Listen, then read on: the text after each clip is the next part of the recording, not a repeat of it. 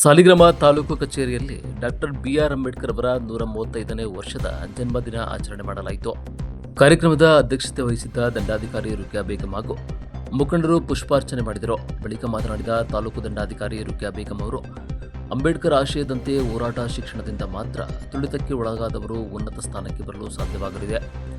ಅಸ್ಪೃಶ್ಯತೆ ಆಚರಣೆ ಅತಿಯಾಗಿದ್ದ ಕಾಲದಲ್ಲೇ ಅಂಬೇಡ್ಕರ್ ಅವರು ಶಿಕ್ಷಣ ಪಡೆಯುವ ಮೂಲಕ ವಿದೇಶದಲ್ಲಿ ವ್ಯಾಸಂಗ ಮಾಡಿ ಇಡೀ ವಿಶ್ವಕ್ಕೆ ಮಾದರಿ ಎನಿಸುವ ಸಂವಿಧಾನವನ್ನು ದೇಶಕ್ಕೆ ನೀಡಿದ್ದಾರೆ ಎಂದರು.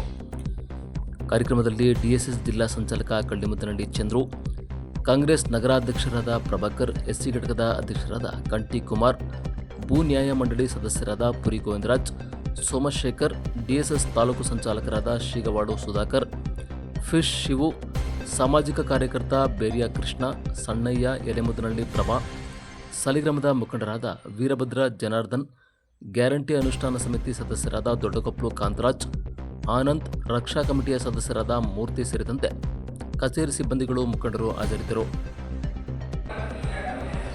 ನಮ್ಮ ಸಹೋದ್ಯೋಗಿ ಮಿತ್ರರೇ, ಎಲ್ಲರಿಗೂ ಬಾಬಾ ಸಾಹೇಬ್ ಅಂಬೇಡ್ಕರ್ ಅವರ ಜನ್ಮ ದಿನಾಚರಣೆಯ ಶುಭಾಶಯಗಳನ್ನು ಇಷ್ಟಪಡ್ತೀನಿ.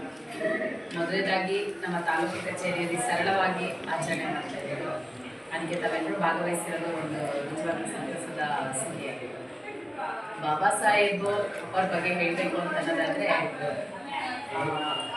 ಐ ಆಮ್ ಹಿಯರ್ ಬಿಕಾಸ್ ಈ ವಾಸ್, ಅಷ್ಟೇ. ಅವ್ರು ಇದ್ದಿದ್ದಕ್ಕೆ ನಾವು ಇಲ್ಲಿದ್ದೀವಿ ಅಂತ ಅನ್ನೋದು.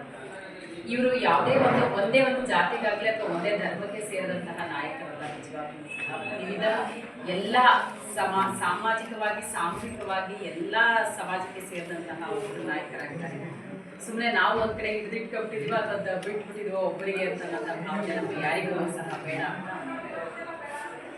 ಫ್ರಮ್ ಹೂಮ್ ಟು ಟೂಮ್ ಅಂತ, ಮಗು ಭ್ರೂಣದಲ್ಲಿದ್ದಾಗಲಿಂದನೂ ಶವ ಸಂಸ್ಕಾರ ಆಗೋ ತನಕನೂ ಸಹ ಏನಿದೆ ಅಂತಂದ್ರೆ ಲಾ ಇದೆ.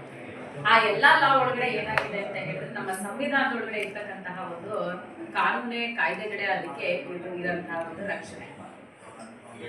ಬಾಬಾ ಸಾಹೇಬ್ ಅವರು ಬರೆದಂತಹ ಸಂವಿಧಾನ ಆನೆಗಾತ್ರದ ಸಂವಿಧಾನ, ಗಜಗಾತ್ರದ ಸಂವಿಧಾನ, ನಮ್ಮ ದೇಶಕ್ಕೆ ಹೊಂದ್ಕೊಂಡಿರ್ತಕ್ಕಂತಹ ಒಂದು ಸಂವಿಧಾನ ಆಗಿರುವಂಥದ್ದಾಗಿದೆ.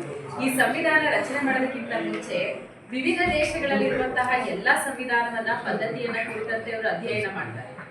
ಅಲ್ಲಿರುವಂತಹ ಎಲ್ಲ ಅಂಶಗಳನ್ನು ಸಹ ಕ್ರೋಢೀಕರಣ ಮಾಡ್ತಾರೆ. ಆದ್ರೆ ಈ ದೇಶದಲ್ಲಿ ಬೃಹತ್ ಜನಸಂಖ್ಯೆ, ಹಲವಾರು ಜಾತಿ, ಹಲವಾರು ಧರ್ಮ, ಪ್ರತಿ 3 ಕಿಲೋಮೀಟರ್ಗೆ ಏನಾಗುತ್ತೆ ಅಂತಂದ್ರೆ ನಮ್ಮ ಆಚರಣೆಗಳು ವ್ಯತ್ಯಾಸ ಆಗುತ್ತೆ, ನಮ್ಮ ಆಹಾರ ಪದ್ಧತಿ ವ್ಯತ್ಯಾಸ ಆಗುತ್ತೆ, ನಮ್ಮ ಭಾವನೆಗಳು ವ್ಯತ್ಯಾಸ ಆಗುತ್ತೆ, ನಮ್ಮ ಧಾರ್ಮಿಕ ಪದ್ಧತಿ ಏನಾಗುತ್ತೆ ಅಂತ ಹೇಳಿದ್ರೆ ವ್ಯತ್ಯಾಸ ಆಗ್ತದೆ.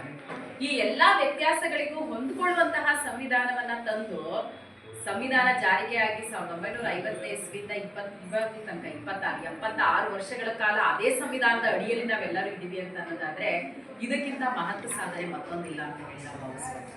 ಈ ದೇಶಕ್ಕೆ ಹೊಂದ್ಕೊಳ್ಳುವಂತ ಸಂವಿಧಾನ, ಈ ನಮ್ಮ ಜನಕ್ಕೆ ಹೊಂದ್ಕೊಳ್ಳುವಂತಹ ಸಂವಿಧಾನವನ್ನ ಜಾರಿಗೆ ತಂದಿರ್ತಕ್ಕಂಥದ್ದು, ಅದರದೇ ಪ್ರತಿಯೊಂದು ಆಚರಣೆಗಳನ್ನು ಸಹ ನಾವು ನಡೆಸ್ತಾ ಇದ್ದೀವಿ. ಘನ ಸರ್ಕಾರ ಬಂದಾಗಿಂದನೂ ಸಹ ಏನಾಗಿದೆ ಅಂತ ಹೇಳಿದ್ರೆ, ನಮ್ಮ ಸಂವಿಧಾನದ ಪೀಠಿಕೆ ಪ್ರತಿಯೊಂದು ಸರ್ಕಾರಿ ಕಾರ್ಯಕ್ರಮಗಳಲ್ಲೂ, ಹಾಗೆ ಪ್ರತಿಯೊಂದು ಶಾಲೆಗಳಲ್ಲೂ, ಚಿಕ್ಕ ಮಕ್ಕಳಿಗೂ ಸಹ ಅದು ಬಾಯಲ್ಲೇನೆ ಬರುವ ಹಾಗೆ ಏನಾಗಿದೆ ಅಂತ ಹೇಳಿದ್ರೆ ಕಂಠಪಾಠ ಆಗುವ ಹಾಗೆ ಒಂದು ವ್ಯವಸ್ಥೆ ಆಗಿದೆ. ನಿಜವಾಗ್ಲೂ ಸಹ ಬೃಹತ್ತಾದಂತಹ ಒಂದು ಸಾಧನೆ ಅಂತ ಹೇಳಿ ನಾವು ಅನ್ಕೊಳ್ತೀವಿ.